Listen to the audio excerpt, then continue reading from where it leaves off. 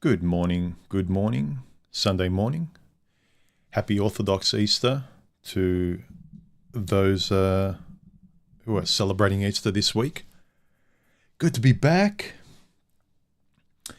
If you are here during the live stream and you would like to ask me a question related to the subject we're discussing today during the stream, please do me a favor. If you would like me to see you, if you have a question or comment, is add 3 yellow smiley faces before your comment during the stream so I can see it, and then I can try and answer it if I can.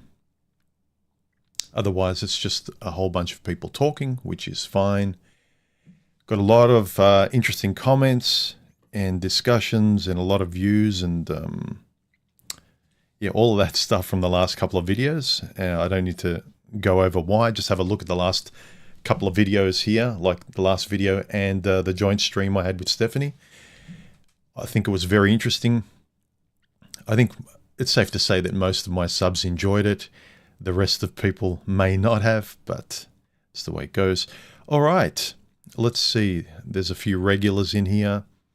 Ronan, Jiu-Jitsu Medicine. Peg, how are you? Melee, Boffin. All right. Rocket, how are you? Okay. Let's get onto the topic at hand, which is, I was thinking about this the last couple of days. You talk with people and people have expectations. And sometimes you listen to them and there's the obvious one where you think you're a 10 and you expect 10s. But really, objectively, if you stopped 20 people on the street and you asked them to rate you by looks and listening to you a little bit, rate your personality, people would put you somewhere else. So you're not objectively seeing yourself where you belong in the hierarchy, how social you are. You might have a warped perception, like an objectively warped perception of how you look to other people. And then when you go on a date or if you try and go to a job interview or socialize, you get angry at the world and other people, why they're so stupid or silly. But if everyone has a difficult time being around you, it's probably not them, it's you. So that's always interesting to me. And in the same way, the way both men and women are having a hard time out there trying to find partners, get along with each other. They're always butting heads.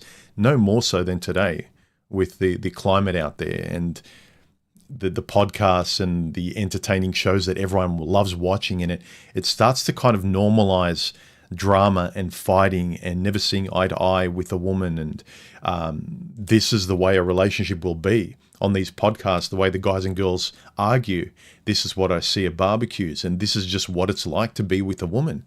And no one likes it, yet everyone is attracted to each other. It just doesn't make sense. You have to kind of objectively step away from that, step away from your own warped perception of you being some sort of alpha looking for a matching female and all that kind of rubbish, and really see where you sit. And I talk to some people and I say, what do you want? And first of all, most people don't even know what they want. They want to just stumble around in life and be, win the lottery just by coming across a person that's a mirror to them. And it just won't happen. Especially on top of that, you don't communicate. You don't tell people what you think. You're just polite and you say yes and you're agreeable.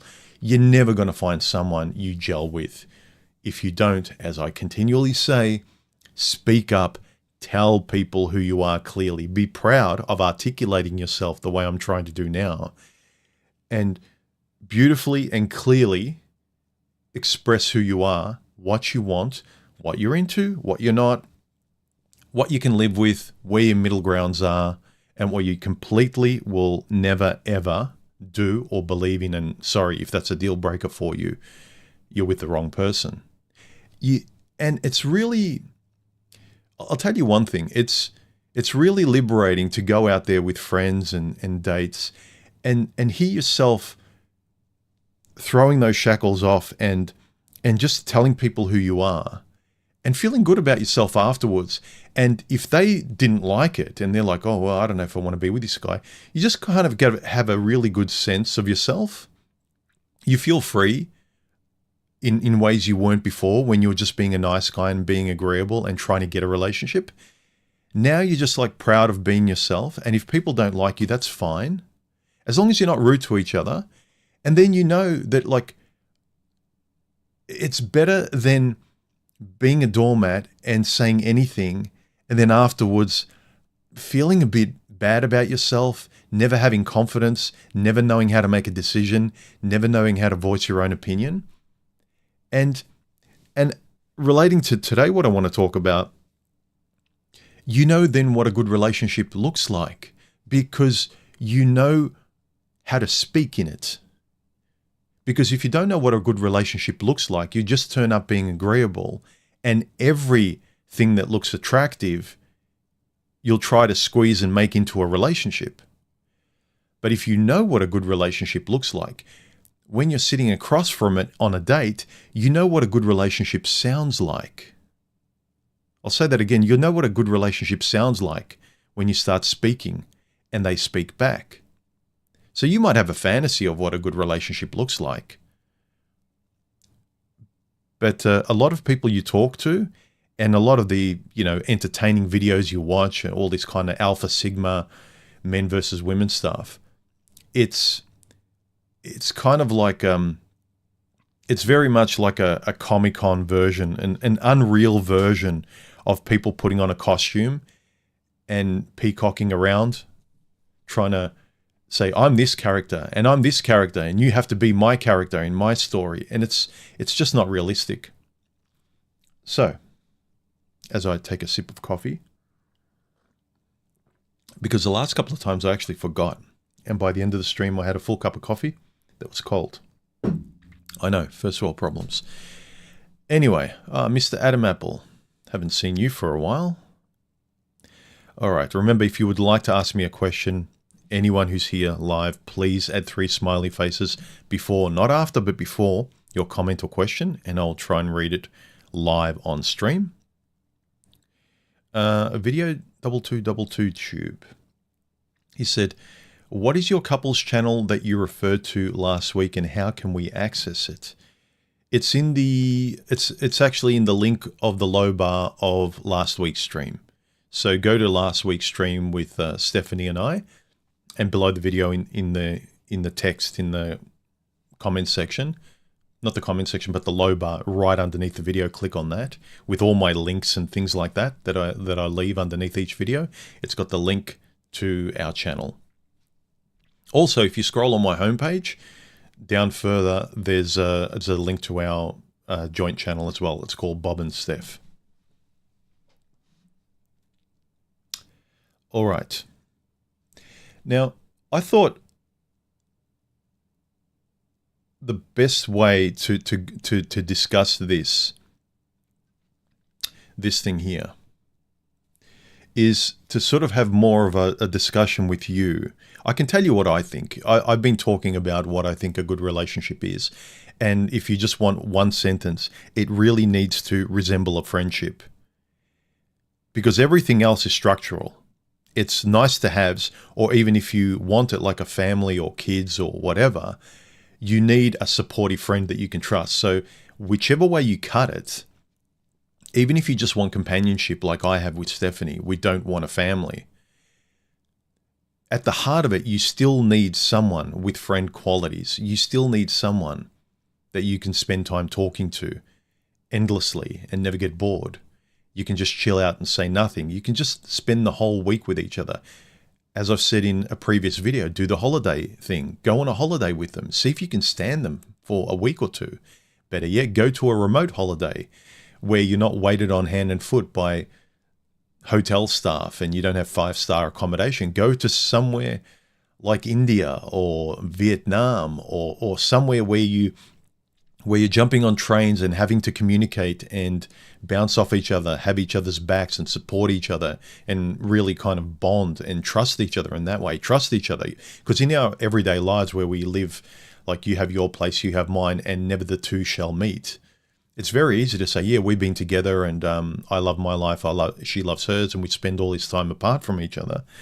But you find out very quickly there's moments in life where you really need the other person in a deeper way, in a way in which you might need a best friend or family, but the person that is the central, relationship you have in your life, like your committed partner, if they are less than everything else, if they just really resemble an acquaintance that you bang every week or so, then I don't know. It's better that you don't label them more than what they are, just so you don't have a false perception of the kind of person you have. So a question I kind of wanted to ask is, for you guys, for myself and everyone else, it's good to ask, what does your future relationship look like? And is it even reasonable? As I mentioned, people I talk to, it's great to have high standards, don't get me wrong, but make them realistic. If you're, for instance, if you're largely a homebody, an introvert, you like video games, they don't have to be exactly like you. But, you have a range. You have a lower limit and an upper limit. There's a lower limit you won't go beyond because you just know you're scraping the bottom of the barrel, and a relationship below that level will irritate the crap out of you, and you won't be able to be with that person. And then there's the upper value of, it would be nice if I had these extras, but somewhere in the middle, I'll learn to be able to live with this kind of person. And then when you meet them, then you make a real assessment. But you need to have that kind of middle range of what works for you. And you will only know that if you know who you are, what you want, what makes you tick, how you spend your week. Will they fit into your life? Even if they don't fit into aspects of your life, say you like going to the gym and they don't, or you like playing a sport and they don't. They're happy for you, and they don't bust your chops every time you go. They don't want you to give up your hobbies that have no impact on them or the relationship. They just want it all to be about them. Make sure you pick someone that's supportive, accommodating, and sometimes you're lucky enough that you're into the same things. Some of these comments are interesting, guys. I'll try and remember, if you think they're worthy of putting up on stream, let me know.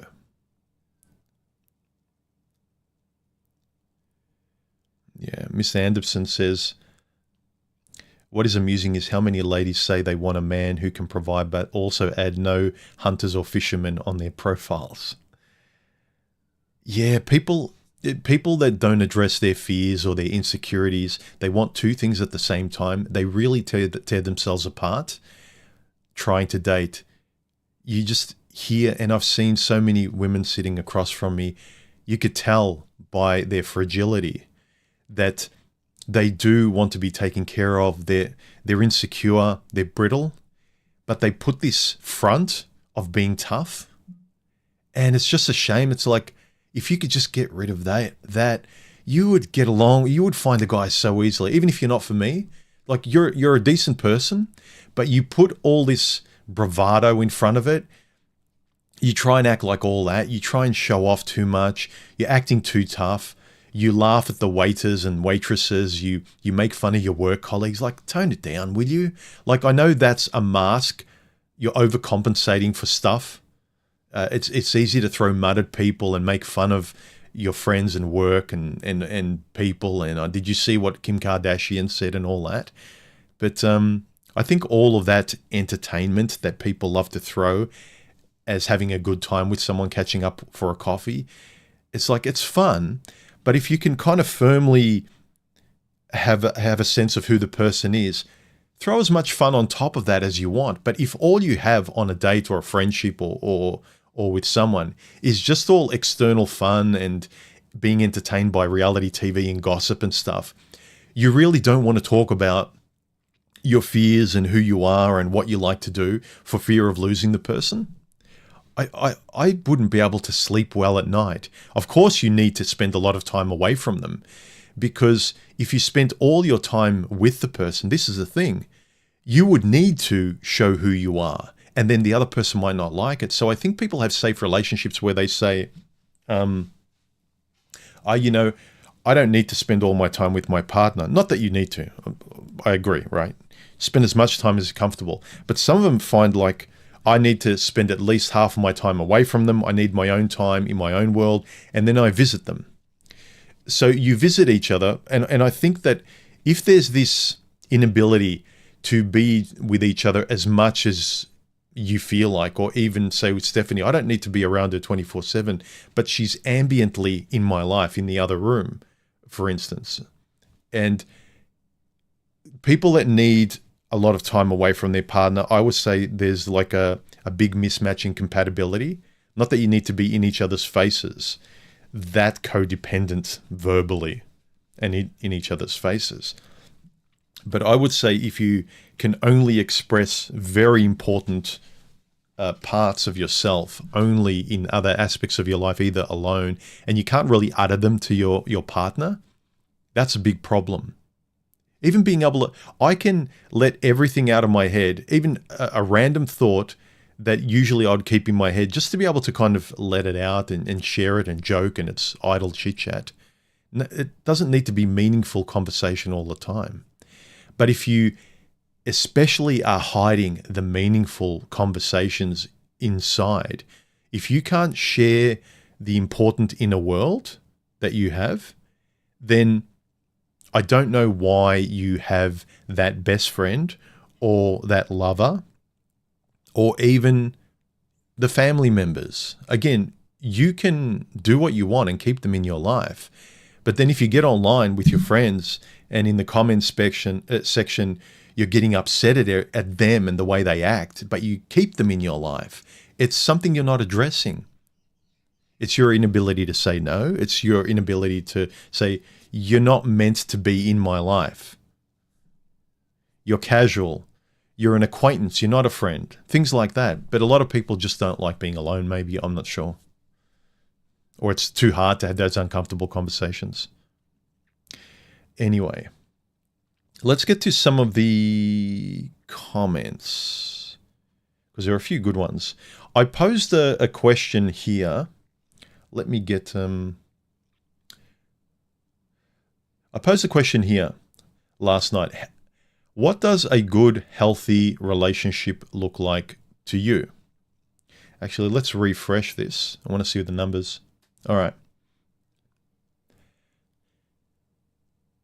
A small percentage said that a healthy relationship to them looks like fireworks, never dull, always exciting. I'm tipping these are the kind of people that like hooking up and they want to be free and they don't want to see anything serious. Fair enough. Why wouldn't you want that? If you're having something only for a short amount of time, you want it as exciting as fun as possible. Fine. But most people, including me, would pick the second ones. Consistent, stable, and almost boring to others. And then, yeah, I think, but in your own combination, a reasonable mixture of both of them. So you might need more excitement than I do, or less, or you may need to go out less or more than I do. For instance, my life to most outgoing, gregarious people is quite dull, and it doesn't make for a good story, and is definitely not Instagrammable. It's quite ordinary, but its predictability and its stable, warm, everyday, repetitive kind of fun on a low, comfortable, consistent level is exactly what I've always wanted. Because being on a roller coaster is fun, but it's not stability to me. So a combination of both for me is also reasonable. So I don't see anything wrong with any of those below. Chris Palmer, my favorite troll, says, an Australian, what's a good relationship to you? An Australian man with a Dutch woman who is not a feminist until a divorce. That's funny. Melee says, and I'll put some of the more notable comments up here for this question. What does a good, healthy, normal relationship look like? It wasn't Melee. It was, where's Melee? Actually, I'll go through them one-on-one. I'll put the notable ones I'll put up on screen now, and then I'll go down the screen. Dialogo says, relationships are not for entertainment. I agree. The other person isn't meant to make you unbored. I think if you're a person who gets bored easily or you need people to entertain you, you're probably a boring person. You don't have much of an inner world, which is probably why you don't feel like conversation is important, because there's nothing there, and you're a little bit embarrassed because, you know, there's nothing inside. You're hollow. And which is why most people who are outgoing, who don't talk and don't really have much to share, no conversation, no insight into anything, that don't have an interesting take on anything, that's why they like holidays, roller coasters, dinners every night, variety, ordering a different meal every time they go out, experimenting. And yeah, you know, variety is the spice of life, but knowing who you are and what your favorite things are also are fairly sane. How are you supposed to commit to anyone? How are you supposed to trust them in such a foundational way that you'll commit to them in the future because you know they don't move from those really important positions? If they're always playing musical chairs all the time and you love that unpredictability, well, sorry, get ready for multiple divorces and breakups and heartaches and complaining about men and women and stuff all the time. But if you like what you like, accept the consequences of the world in which you like what you like. If I like a boring, predictable world that it repeats itself, and that's good for me, you know, I'll take the odd variety here and there and going out here and there, but my foundation is always boring to most people, but for me it's great. I'll have that. You have what you want. And you can also clean up the mess of what you want as well. It's like getting a boring dog. Like, I love a boring dog. I don't need a dog that runs around. Oh, it's so energetic. It's like, yeah, it doesn't sound like fun to me.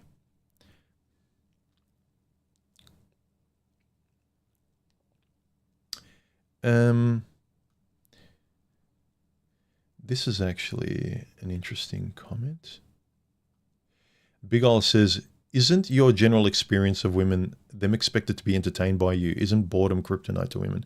Most women, yeah, especially in the West. But again, you avoid them. And I know most of them are out there and you say, well, they're everywhere. Again, I know. It's hard and it's rare to find a woman who doesn't get bored, who doesn't get bored because she's not boring.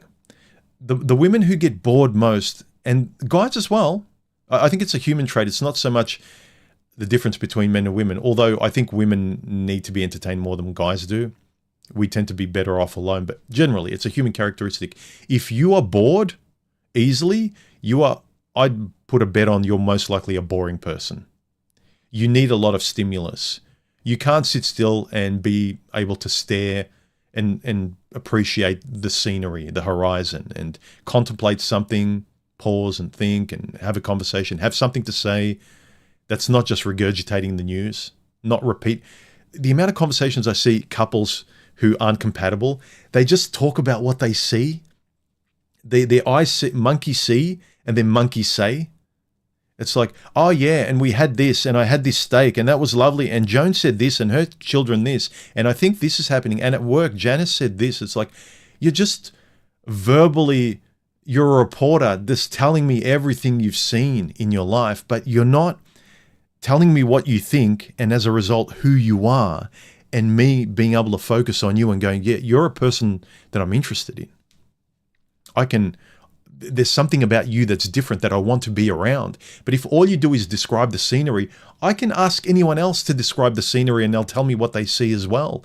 You're no more special than the next person. And the only way these people that have nothing to say make themselves different is the places they go and the people they sleep with and how good they are in bed and how colorful their outfits are and how white their teeth are and which places they've been to and how they can outdo you and brag about this and that, but they don't have anything interesting to say. And don't confuse that with being highly intellectual or knowing a lot about a certain subject, but having enough of an internal world to be able to say things in a very personal way where the other person gets to know you by the way you say things, by the way you see things, not just what you see. You don't say, I see a car, and the next person next to you says exactly the same thing in exactly the same words. But you can say how you see a car in a way that all the other idiots can't. And then you go, oh, that's interesting. You are talking about something mundane, but I really like your character by the way you say things. Does that make sense? Kane says, is the juice worth the squeeze for the majority of men, or is single life with hobbies a better path, especially for younger men? There is no objective. There's less objectivity to this and more subjectivity. And I'll explain, Kane. Before you meet Jane, I agree. All this stuff, like assessing general women and men, your environment, what's your neighborhood like? What are the women that you tend to kind of pick in your neighborhood? What's the general character, political, social, whatever? And you go out and every woman starts to be the same and she's not a match for you. That's when it becomes personal. You know what you want, you know what's normal, and it's hard to find your match amongst the generalized mismatches. I understand that. But who's good for you, I think, is very much a subjective choice of what you can live with and what is good for you. Okay?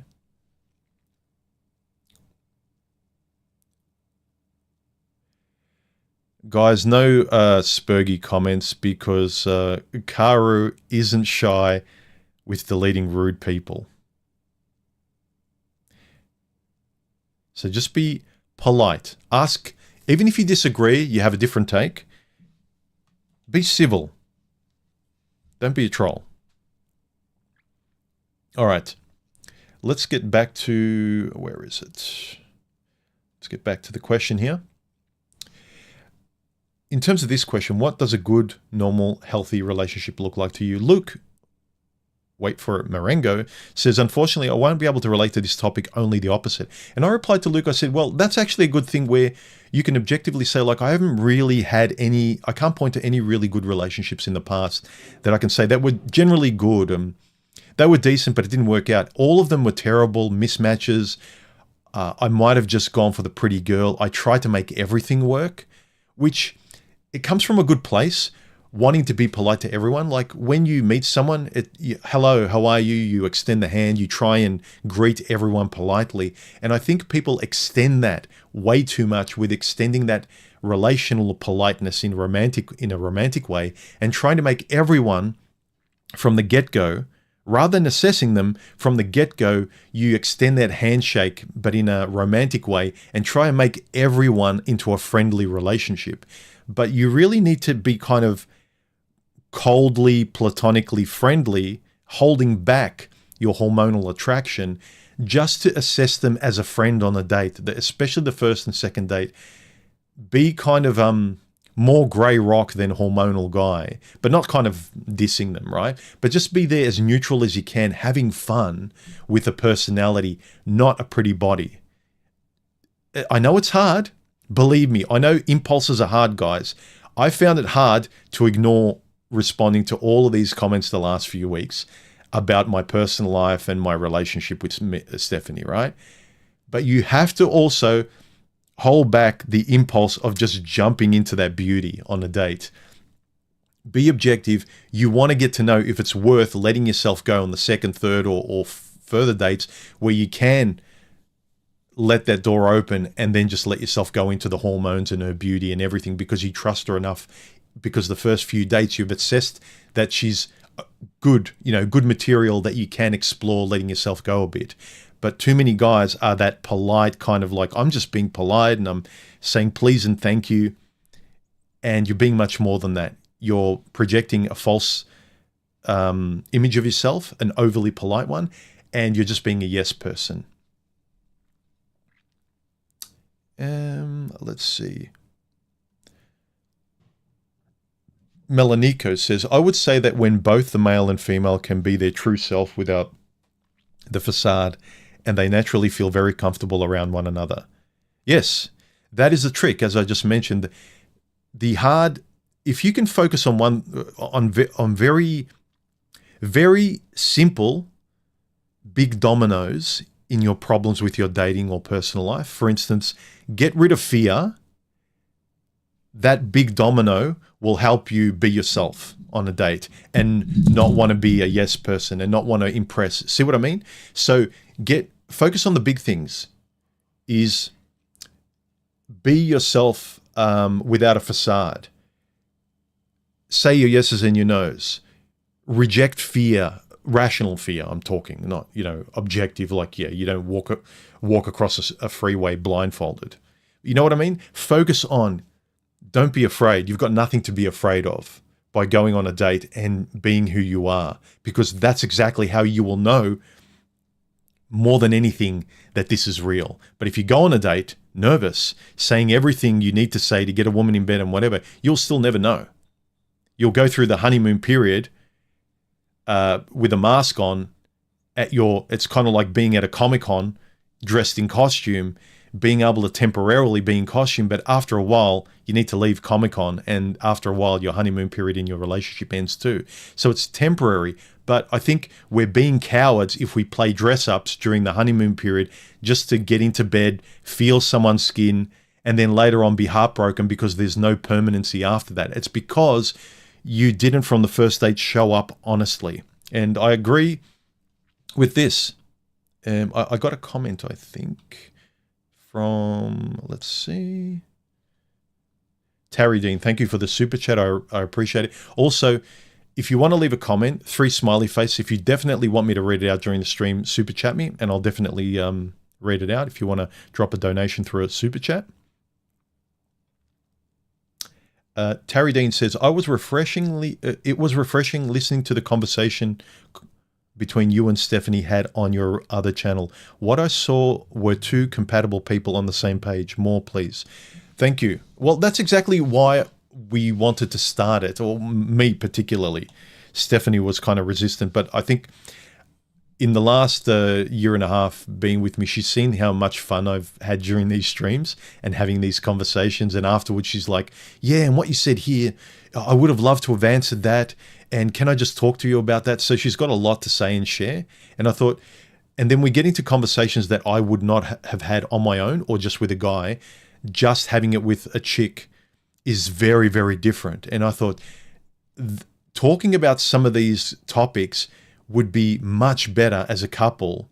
They'll be interesting as just a one-on-one guy, but some of them would be much more revelatory between a couple. And that's the reason I wanted to make a channel with Stephanie, is because the conversations that would really be better between a couple, so you can see the way we discuss, you can see our body language, you can see how we bounce back and forth, how we're on the same page.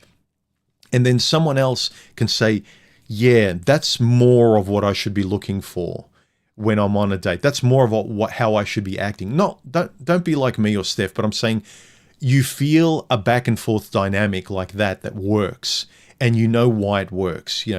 Ask yourself when you watch Stephanie and I chat, and the things that you see are positive, why? Ask yourself those questions. Ask yourself why you like a certain person, why that's attractive, why that makes you happy, why that's correct, why that's better than all the arguing you see on the other side on the internet, why that's refreshingly different, and what kind of conversations that generates. So that's why I wanted to make the channel. But yeah, we'll make more videos in the future. We've currently got about, I think, 5 or 6 unedited videos that in the next couple of weeks we'll slowly upload. So a few months ago, I published the channel, but I wanted to slowly drip them out there and see, get them organically getting views off the internet, and then have a few videos already there before I announced it to you guys, which was another reason I was going to come out later on with, yeah, I'm married, by the way, and this is my wife, Stephanie, and if you want to look at another channel from a different perspective, mine and another person's, blah, blah, blah. So it's kind of like a planning to kind of do all things in succession, in timing. So I hope you can see the whole scope of, that channel, this channel, when I came out with certain things and things like that. So thank you anyway, Terry Dean. I'm glad you enjoyed it. For anyone else who wants to watch me talking with a female, not just talking from my utopian, like seemingly utopian male stance of a perfect dating world, look at me practicing it with the person in the real world as well. So it's not just theory. It's not just everything I say one-on-one to you in my own little bubble here. But also I find if it's not translatable in the real world, if I can't use everything I say and believe in here about men, women, relationships, my own self-esteem, what I want in life, my ethics and values, if I can't actually talk about it and do it, the doing aspect is so important. If you're not doing it, it doesn't really mean much, guys and girls. It doesn't mean anything. I don't care what you want, what you believe, what you hope for, what you're annoyed at. If you can't fix it out there and do it and say it, it means jack. It really does. I can sit here and tell you and agree with all of the problems that are out there. And then after those, I can say, feel better? Yeah, I didn't think so. You don't feel better because you're not fixing anything. So I know I get annoyed from time to time because some of the comments are things that I said. I could see a bit of myself like from 5 or 7 years ago. And I want to shake that old me. So I'm not trying to put anyone down. I'm trying to get people to fix their problems and be less stressed. And if you want to date in a way that's not going to stress you. Why isn't my ND filter working? I think I might have my my ISO locked. Yeah. Anyway, let's keep going. The best relationship starts with yourself first before another person. Yeah. If you're not cool with yourself, you don't turn up on a date allowing the person to see the good you, the real you. If you have stuff you're still working on and you're embarrassed about a lot of stuff and your hobbies and admitting what you like and don't like, then you're turning up in a suit trying to get the job. And at some point, they want to see the real you. At some point, you're going to be on the couch in your tracksuit wanting to watch the movies you want to watch, but you've been saying, oh yeah, I like your movies for the first 3 months or 6 months or whatever. So it ends something that could have been good. It could have lasted if you were yourself, rather than later on thinking, I wonder if I screwed it up by putting on a mask for that honeymoon period. I can't blame them for feeling a little bit betrayed in terms of like, who's this person that all of a sudden is revealing these different character traits that they didn't agree with at the start. And I thought that they did agree with. Now they're saying, you know what? I was just being polite at the start. I was ordering coffees with you just to be polite, and I was lactose intolerant. And after the date, I was getting the runs and I was throwing up and I needed to go to the doctor. But I liked you so much that I just wanted to have coffees because you had coffees. I wanted to watch the movies you had, and I pretended that I was like a perfect match to you. And then later on, you disappointingly just kind of see, sweetheart, why'd you do all that? Like now you're just not real anymore. You're just not a real person. I thought you were real. And this goes for both men and women. You disappointingly, like it doesn't matter how fake nice you are, that everyone's going to be disappointed that it's not really you. It's like, I appreciate you were trying to impress me. It's flattering, but it's got to end now because it was a mirage. And I feel betrayed, and I can try and be nice about it and say, well, I'm flattered, but it's still got to end because you can't keep up the act and I can't pretend not to know what I know. It's the same when someone cheats on you or betrays you. It's like, it's not that you did it. It's, I can't trust you anymore. I'm sorry. I can't trust you anymore. If you break trust, if you show someone who you are in a fake way at the start without being who you are, you're not good with yourself. Later on, it's going to be a betrayal, even if it's a soft one, but they can't trust you anymore. If they've built their trust on who you were in the honeymoon period, because they saw, this person's exactly who they are. I trust them. Refreshing. Someone that's into everything I'm into. They see life on the same page. And then later on, you're not. They can't trust you. They might have sympathy. They might try. It's probably going to end because you betrayed their initial trust. The foundations by which the relationship was built, the trust, is not there. and they feel like they've been living a lie, and they can't just like whoever. They can't pretend to love and trust the fake version of you. Does that make sense? It does to me. And I can understand when I did it in the past, was a nice guy, and a chick didn't like me anymore or felt a bit annoyed. It's like, I trusted you based on something else. I get it. I would feel the same way as well. Anyway, I think there was another comment here based on this. Yeah, it was Accidentally Hero. He left a really good one. He said, in my reference experience, a healthy relationship ought to consist of trust, communication, mutual respect, not reflux, empathy, honesty, and support. These are crucial values to prioritize alongside each individual having the capacity to voluntarily reciprocate and express emotions via emotional intelligence. That word's gotten every time I hear emotional intelligence, I feel like I've touched a sticky doorknob. And it's not the fault of the word. I understand the accuracy of it, but it's been so Oprah-fied that every time I hear it. But anyway, this is my problem. Via emotional intelligence to one another. These qualities create a strong foundation for a fulfilling and lasting connection, regardless of the dull and exciting cyclical nature of relationships. True. Very poetic. And thank you for the comment. Okay. Back to the comments here on the stream. Remember, if you want to leave any comment here, if you're here during the stream, 3 smiley faces before your comment or question, or super chat me, and I'll see it. So, how long have I been streaming for? Okay, nearly 45 minutes.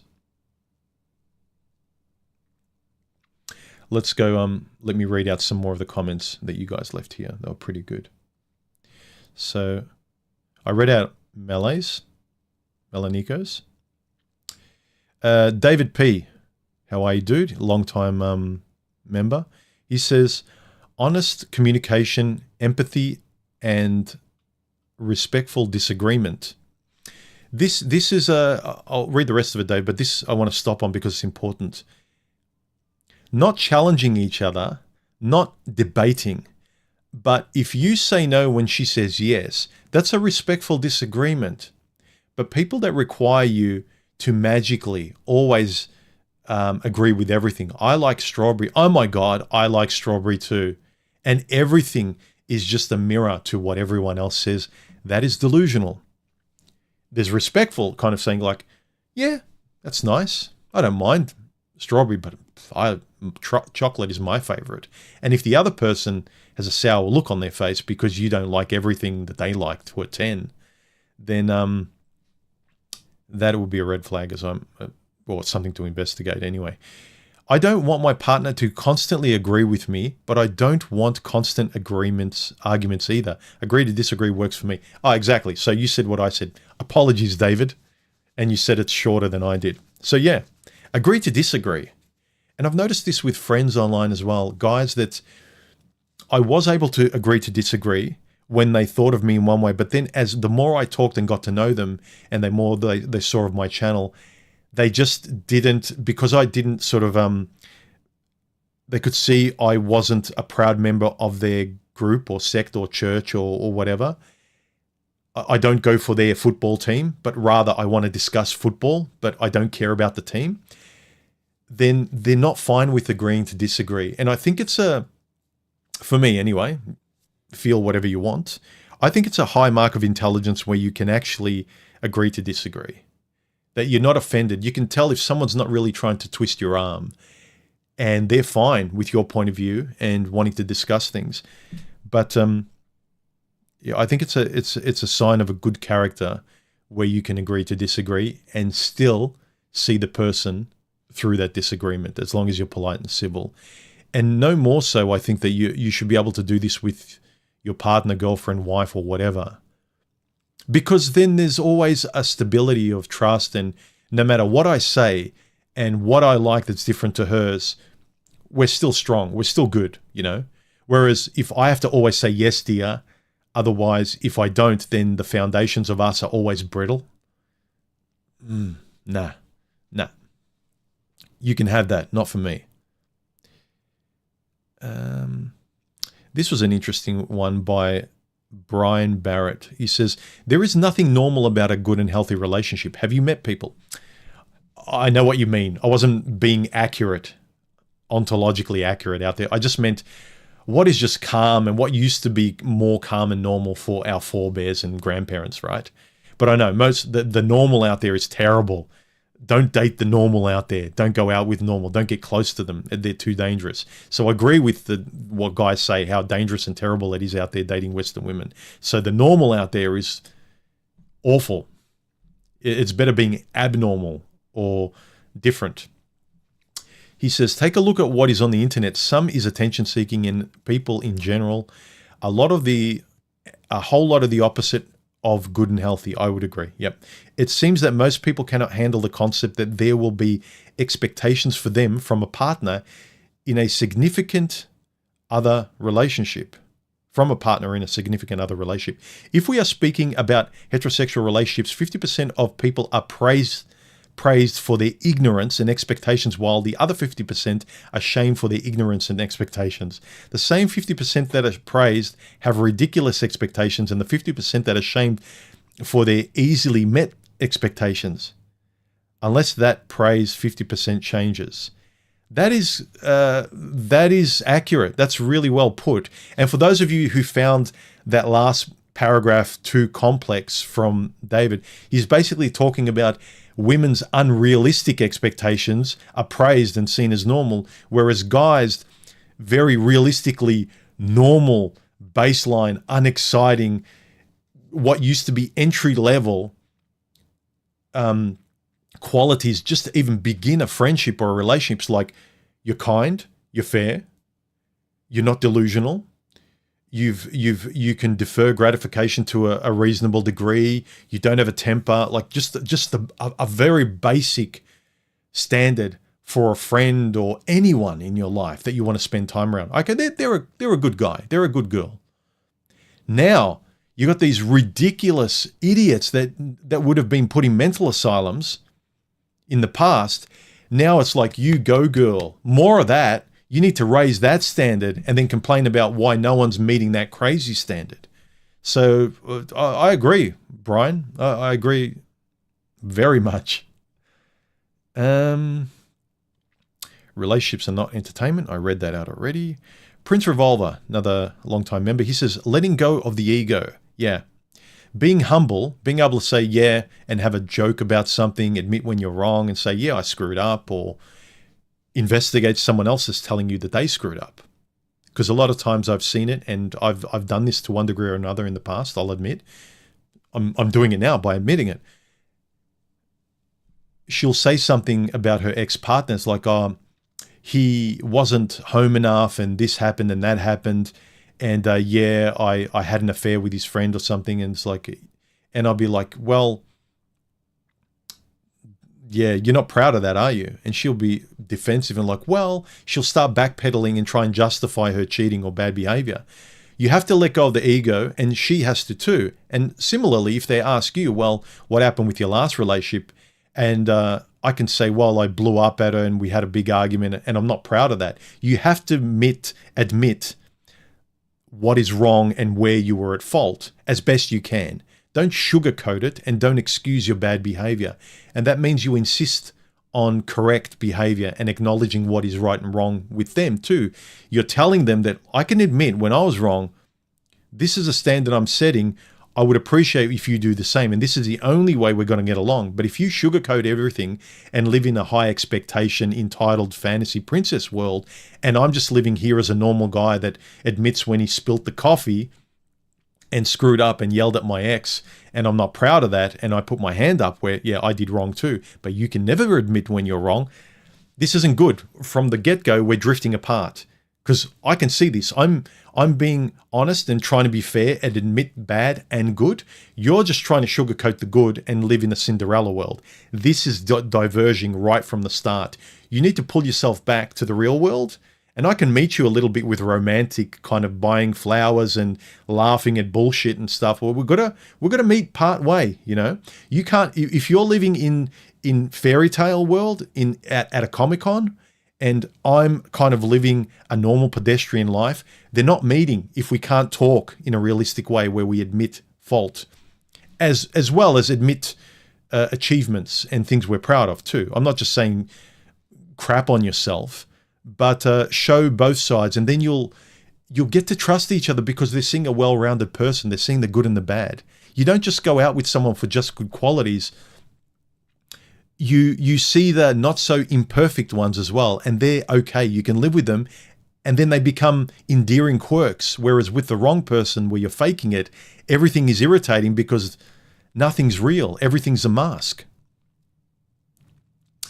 Paul Elmont said as well, I have no idea. I was never in one, as in he was never in a healthy relationship. And this has been repeated a few times. Rocket scientist as well said, couldn't tell you, never had one. So it's very common for guys to have never had a really good, healthy relationship. Before Stephanie, I had one in the past, but I can objectively see, like, she's my 6th and final full-time relationship.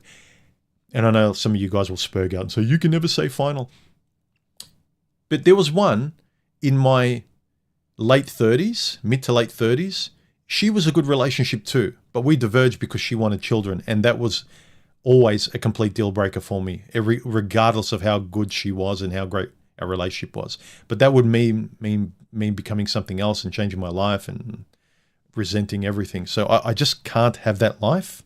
And there were other things that were wrong too. It wasn't just the wanting kids. There were other things too. But the wanting kids was the wrecking ball. That I just can't accept that any more than some chick says, I want an open relationship. It's like, nah, sorry. Like you've got to have limits, guys. And there's another video or stream I want to make about, do you really know what you want, or is everything negotiable? Is everything negotiable, or is everything just being nice and you figure it out and you're so open-minded and flexible? No, it can't be. You've got to have real flags in the ground, reasonable ones where I can't do this because that's not me, and you will be with a completely different person and I will resent you because this isn't fair on me. I want everything else. I just don't want this life. You are asking me to change my life and how I relate to you in this life.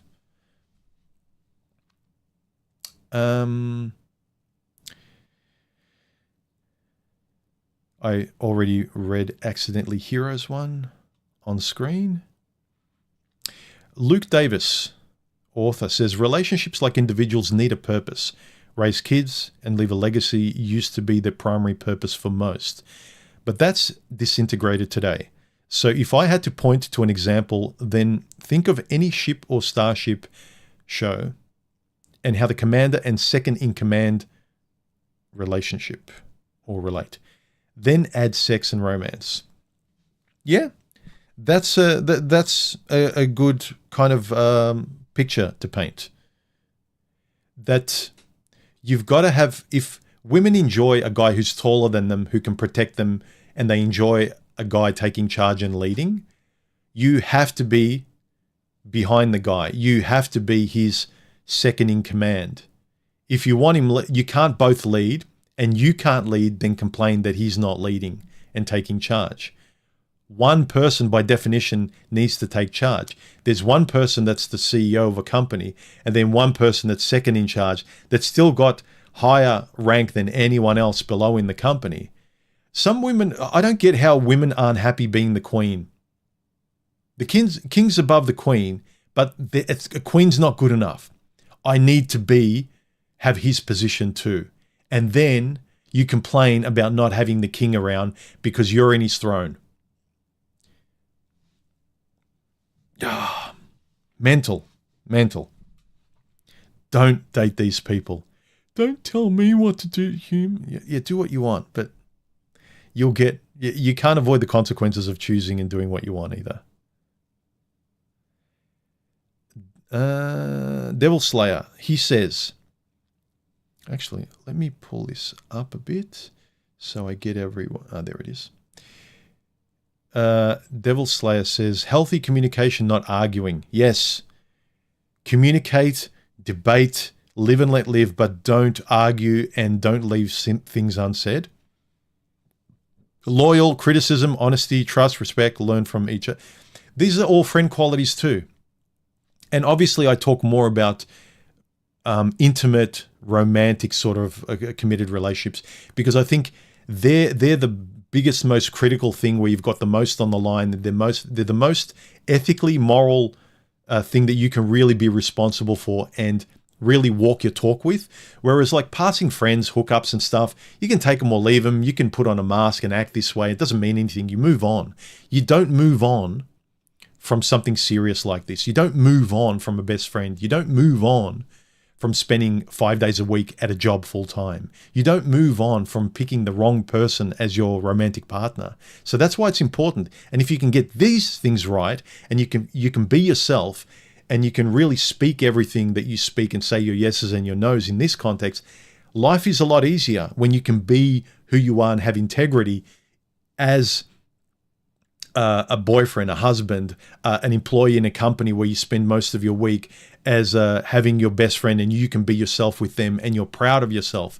If you can focus on being proud of yourself in any of these important relationship dynamics, your life will be demonstrably better. You won't be complaining as much because you feel silly.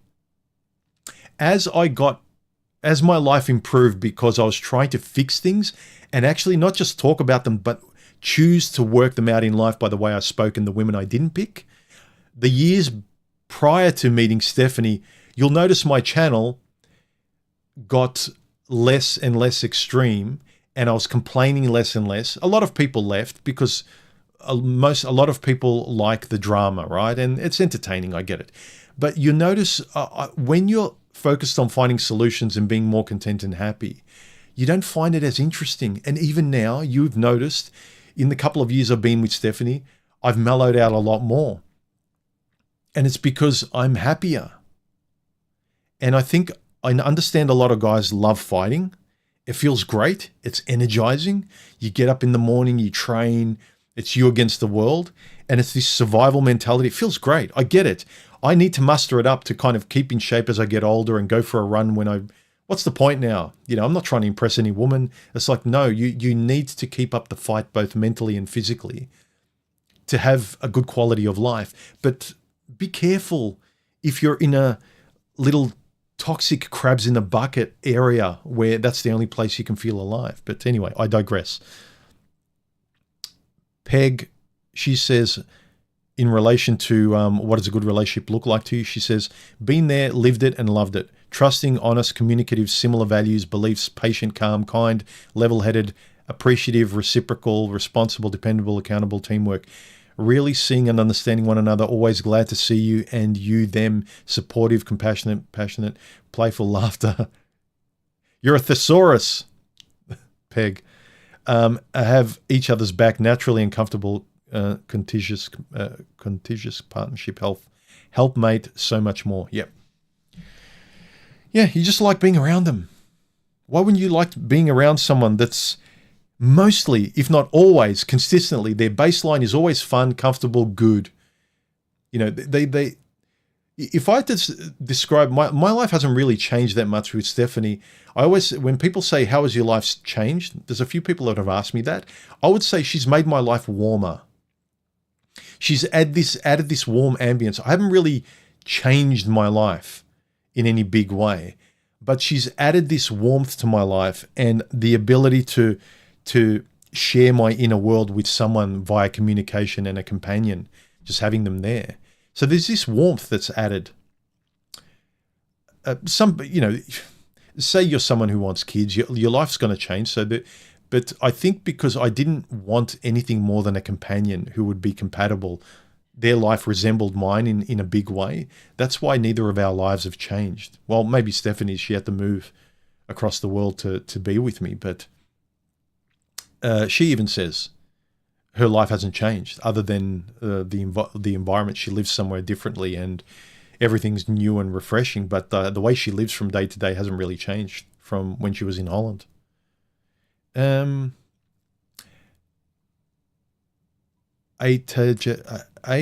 Taylor says, stable, consistently honest and genuine, care for one another. It's not complex to me. It's not. It's not complicated. The base values you need for a good friend or partner or lover or wife or girlfriend or whatever it may be, even family members, they're basic human qualities that so many of us think come built in just because we want them and we like them and we're attracted and we really want it to be so. If they're not there, it's not going to work. You're going to get frustrated. And then you're going to say, why? It started so well. I wanted so much. And so did she. It's because you weren't honest about what was and wasn't there. And that's hard. I've said this. The majority of my long-term relationships, they were nice people. Otherwise, I wouldn't have committed to them. But in the end, they're just not compatible with you. Two nice, incompatible people, in the end, fighting over leaving the cup in a certain place, or why didn't you do this? You promised it, like you said you were going to do, like you just fight over bullshit because you're not compatible. BG Rego 8 says, just like people are different, their relationships will all be different too. Stop crowdsourcing for relationship advice online. Just date your partner. Yes. And this is another reason why I dated Stephanie and finalized and settled my life with her over the last couple of years here without involving you guys. Just date the person in front of you. Stop looking at every woman as the same. Protect yourself from all the same women out there. But if there's one that seems different, talk to them. And then as soon as you start talking to them and you go on a date, judge them as Jane or Anne or whoever. Judge them as the person who happens to be female, and you're well aware of any red flags should they pop up. And you'll talk about them and you'll call them out on them and you won't ignore them. And you'll speak about, and you'll be honest to yourself. That's the efficacy and the good stuff. The benefit of the manosphere and the red pill environment is because all this stuff is very useful to protect yourself from the worst kind of people. But the minority out there who aren't the worst takes a lot of looking for. And again, they could be nice, but there's even a smaller slither of a minority that might be compatible for you, and they're almost impossible to find, and most people give up. I get it. That's what you got to focus on. Stop trying to date the majority just because they're everywhere. McDonald's is on every corner. Don't go. It's not good for you as a regular diet. Griftosphere, quality control. One with a man in charge as the authoritative and benevolent figure. Me says, have to go back at least 100 years to find one of those. Sure as hell you won't find one today. You will, but it's almost impossible. They're very, very rare. I understand how people exaggerate, like you're looking for a unicorn, because it seems that way. It's very rare today. Think about it. Back, we didn't have the internet, right? All you had was whichever chick you met going from here to work and at work and to the shopping center. In your little path that you take from here to your shopping center, to your friend's house, and the usual places you visit and where you work, you only had such a small pool of people you could actually bump into that you would even consider going out with them, right? Now you have the whole world. You can date the whole world and be on the internet, and you've got such a wider net, and it's harder. Think about that. It was easier for me before the internet because I started dating before online dating came around, and then I saw the transition into online dating. So I started dating in my early 20s before social media and before online dating. And it was easier, and I had less people to choose from because we tried and we treated each other better, and there wasn't as much politics. Now we've got infinitely more amount of people, choice, prettier people, and just a whole smorgasbord of a Costco to pick from, and everything is terrible. Have a think about that. So at some point you got to say, fuck it. If I have to keep lowering my standard, there's a lot of trash out there. Everything's McDonald's. I'm sick of feeling like this and being out of shape and mental fog and not enjoying this. You really have to say, I've got to stand on my principles, have basic standards for a human being or nothing. I'm either on my own or find someone that just passes a basic fair human being standard, and then I may consider them. And even then, they might not be compatible with you. That's just the way the cookie crumbles. Sorry. All right. Any last comments? Let's wrap up this stream. Any last super chats? Let's wrap up this stream. All right. All right. All right. Prince Revolver. Thank you for the super chat and the support. He's been a long-time member as well. Please join the channel if you feel like it. Up to you. Don't have to. But I really appreciate it. Helps out. Prince Revolver says, emotional intelligence nowadays just means men are dumb and women are all-knowing. Be better men. Be like women. Know your emotions. Like, I get what it means. If you look at sort of like the technical definition, I agree with it.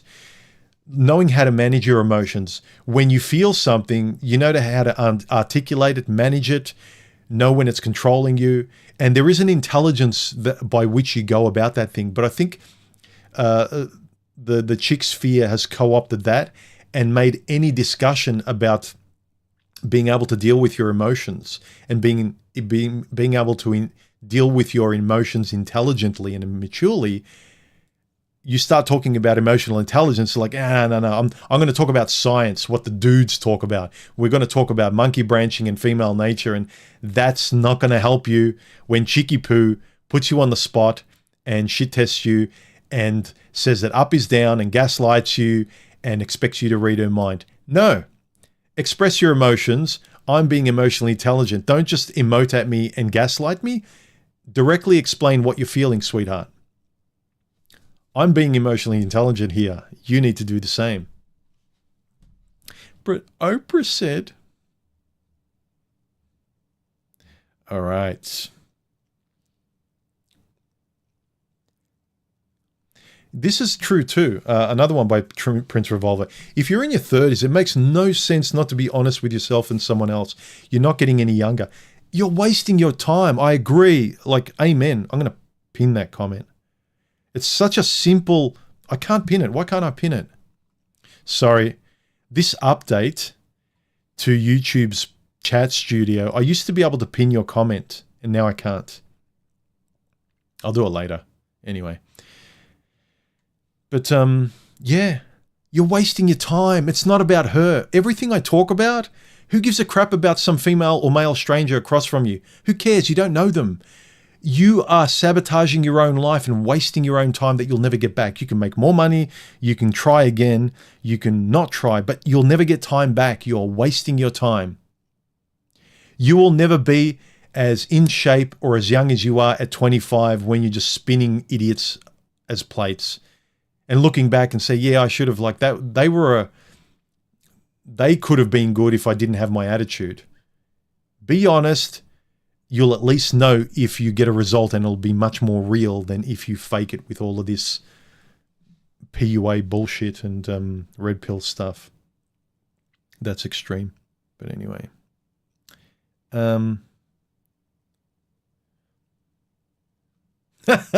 This is funny. Stephanie will laugh at this. He says, does Stephanie start fights over female typical minutiae? What would you do if she did? No, she doesn't fight. She doesn't start fights ever. She does. She is emotional like a female in ways where things affect her, where she feels embarrassed and she just has an off day, or she resists things emotionally.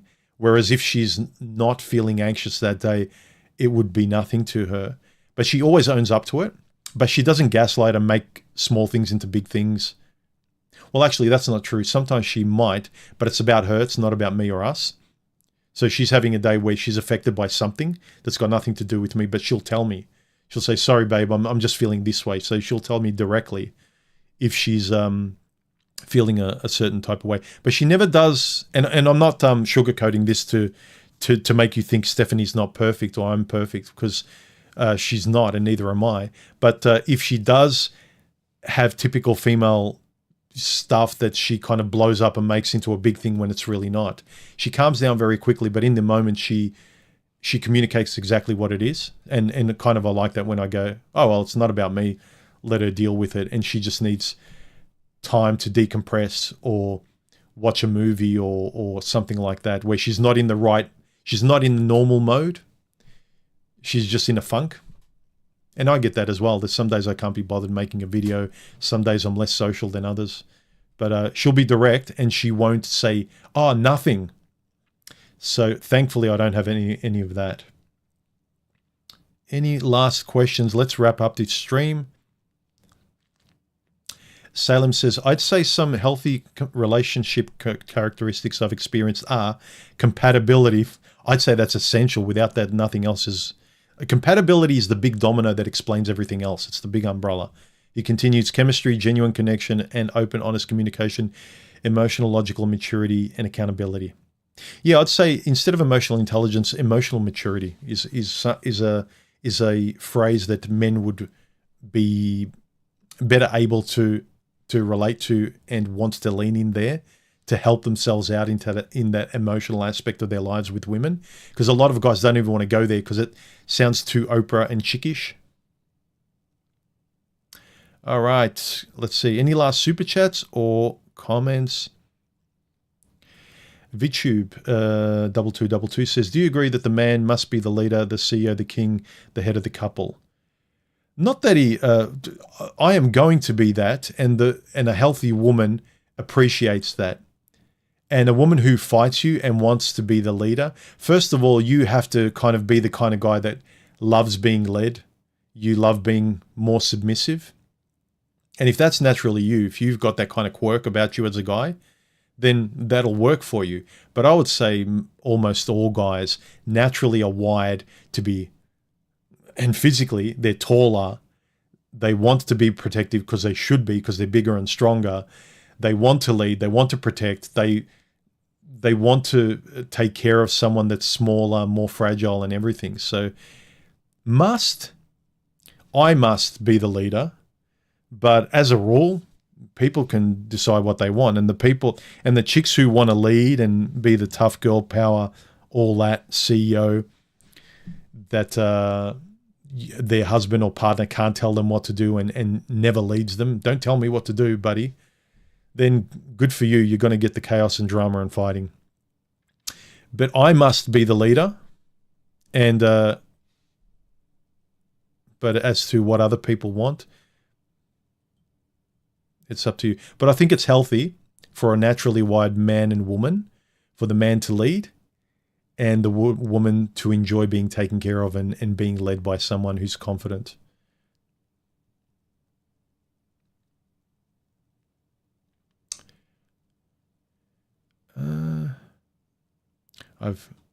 Mr. Anderson, thank you very much for the donation and the super chat.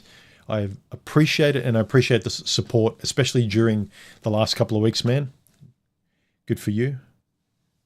I'm having a sip of coffee for you. One thing to consider is the vast gulf between dating and marriage. I was married over 21 years. Ooh, and 15 of those were blissful, idyllic. That's still a long, pretty good rung of blissful and idyllic. The problem is there is no recourse once you're inside beyond payola.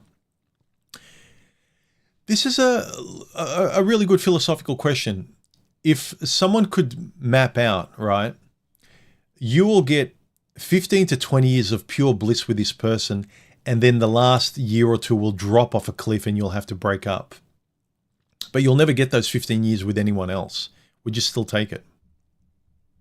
Doesn't mean that it's going to end with like cheating. People fail to realize that sometimes couples break up where neither one of them is a villain or a saint. You know, it's just life happened, and there's a decision where you break up. It rarely happens the longer you're together and the longer you're blissful. But sometimes this happens. You know, what can you do about it? So would you rather say, no, I'm not going to spend 15 or 20 years of my life in complete bliss and happiness, and I know I'll never get it again. This genie's telling me I'll never get it again because it'll end after 20 years. Or will I be content never to be hurt and just have nothing? So would I rather have the experience and the heartbreak or not have any of it? It's the same with guys, I think they feel, where they have a kid with the wrong woman and they smile and they say, well, I wish I never met my wife, but I'm glad for the kid we got. I think it's that kind of mental kind of fragmenting. You know, it's really hard to reconcile. So let's be reasonable as well. We got no guarantee what's going to happen in 5 or 10 years. All you can do is live life in real time, honestly, as best you can.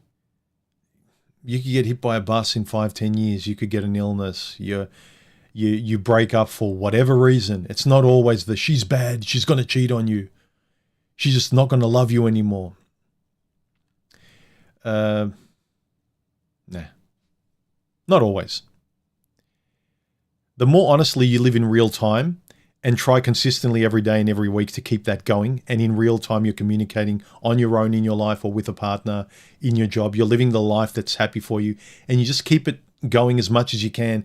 And if the environment changes, you have to adjust. YouTube changed. A couple of years ago, I was having a ball creating videos, getting a lot of views, making a bit of money from AdSense, and now you make nothing. But things change, you have to adjust. And I had the same relationship, but YouTube kind of diverted. Sometimes the other person changes. Sometimes you change. You're having fun with a partner. Same 20 years, I change. And it's not Steph's fault. What about that? I'll feel bad. What if I change? I don't think so. But you know what I mean? People always talk about, but it could happen. Yeah, you could change too. You could. Everyone thinks, no, I would never change. Like, you could. I didn't think I would be here 7 or 10 years ago. I didn't think I'd enjoy traveling. I didn't think I'd jump on a plane during the bug at the worst time possible, never traveled on my own, and had a ball. Never in a million years. I changed my attitude with a lot of stuff. And it's just the way stuff works out. And all you got to do is live in real time as honestly as you can and adjust. That's all. Intelligence is the rate of adjustment. It's not how much knowledge you can have and how much you can promise to keep a promise, no matter what, no matter how the environment changes, no matter how much your boss treats you badly, no matter how badly your partner treats you. You have to adjust. Promises are made as long as you signed up for that. If what you signed up for isn't there, then is it unreasonable for the person to leave? If I change, if I change the fundamentals of who I am as a person and what I want in life and my values, I don't think it's unreasonable for Stephanie to say, I didn't sign up for this. I fell in love with someone completely different. But you promised. It's in sickness and health and all that, not in the vow isn't in sickness, in health. You promise to stay with them, even if they fake the first 3 to 5 years, even if they're gaslighting you, even if they change it. No, the vows don't say if you've married a person who lied to you from the beginning. Anyway, I think we'll wrap it up. I don't think there's any more questions.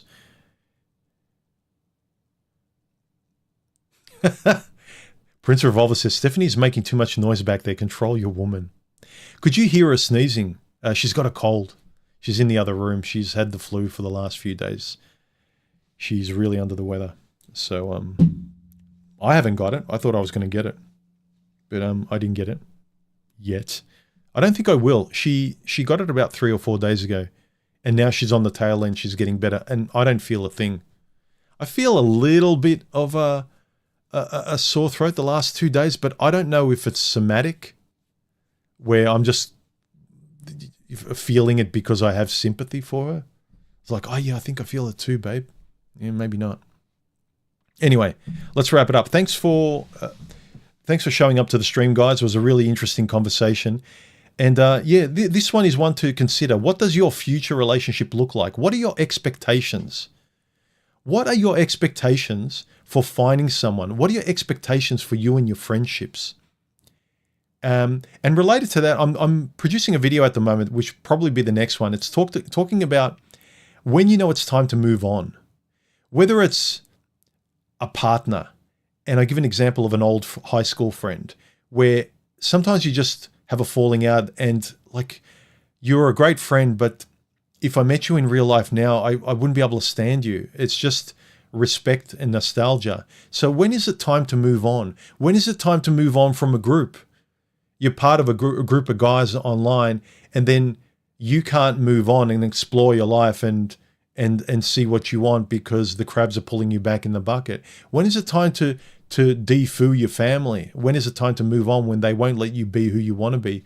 You might be gay and they're highly religious. Like when, recognizing. So I'm making a video about that. When is it time to move on from a relationship, a person, a group of people, a friend, and just knowing it's the right thing to do.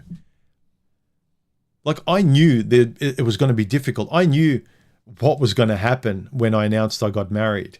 I knew the changes. I know I'm going to lose subscribers, but you make the bet that you're going to get something else that you want that's better because all the other stuff was holding me back. So you make a bet. You're going to lose. It's going to be painful. But then what are you going to gain? What do you want next for your life? Are you going any way in your life? Do you want something else, or are you static and you're going around a merry-go-round? So it's an important question. What does your relationship look like that you want? What does a friend look like? Realistically, what is the kind of chick you want? How does she act? Can you imagine sitting down, watching movies? She doesn't get offended. You don't have to walk on, play little movie scenes in your head, realistic ones. Like, yeah, that's what I want. That's normal.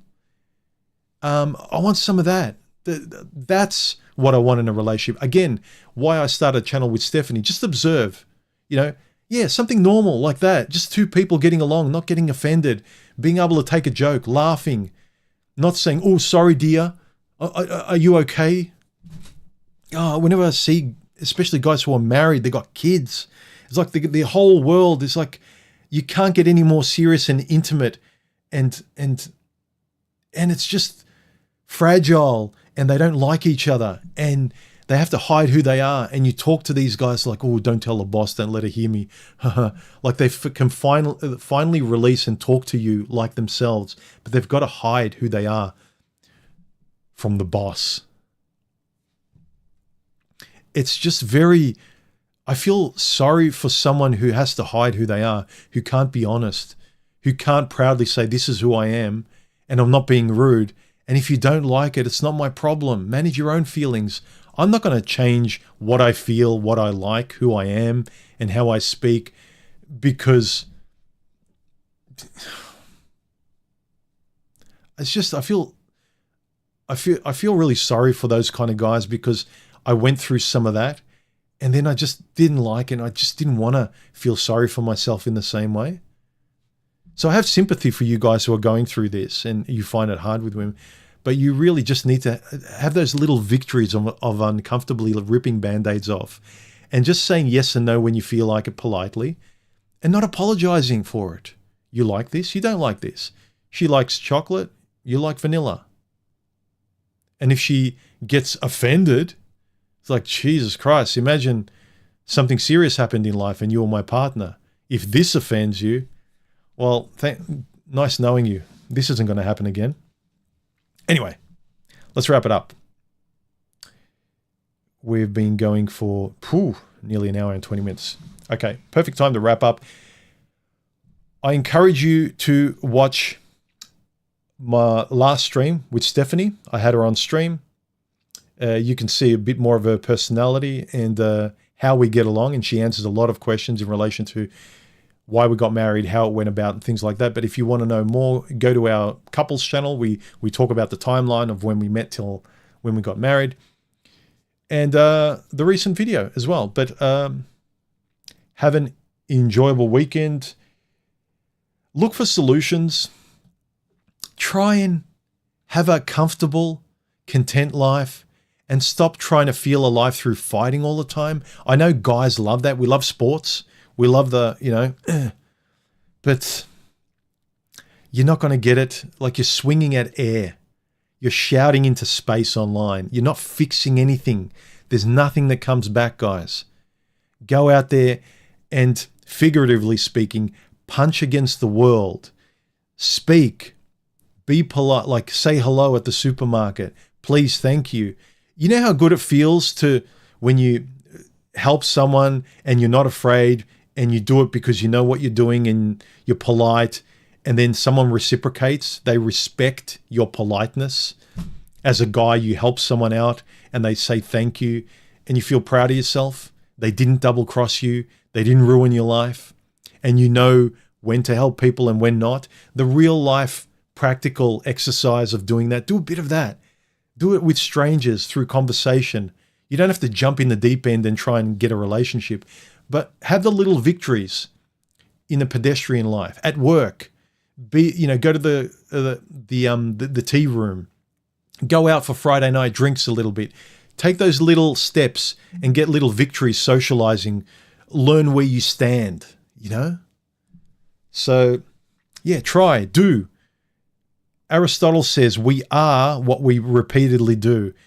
So we're not all this talk, guys and girls. It's what we do and how we act.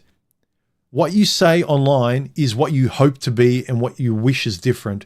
Do it. Otherwise, you're nothing. That's why you feel empty, why you're fighting, why you're shouting.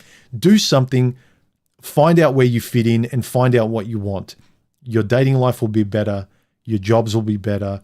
Your day-to-day will be better. You'll sleep better.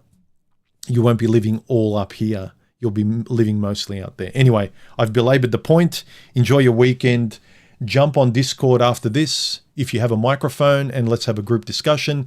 If you're in Discord, don't take up all the oxygen in the room. Let other people speak and be polite and nice. We have mods in Discord as well. In Gilded as well.